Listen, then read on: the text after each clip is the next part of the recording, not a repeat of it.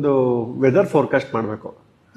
ನೀನು ಡಿ ಚಂದನಲ್ಲಿ ಹೆಂಗ್ ಮಾಡ್ತಾರೆ ವೆದರ್ ಫೋರ್ಕಾಸ್ಟ್ ಅಂತ ನ್ಯೂಸ್ ರೀಡಿಂಗ್ ಮಾಡಬೇಕು.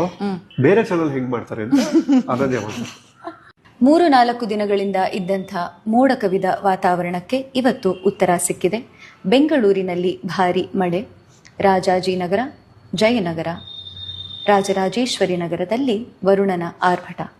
ಇನ್ನು 3-4 ದಿನಗಳ ಕಾಲ ಇದೇ ರೀತಿ ಹವಾಮಾನ ಇರುತ್ತೆ ಎಂದು ಮುನ್ಸೂಚನೆ ನೀಡಲಾಗಿದೆ. ಈಗ ಚಾನಲ್ ಚೇಂಜ್ ಮಾಡಿದ್ವಿ.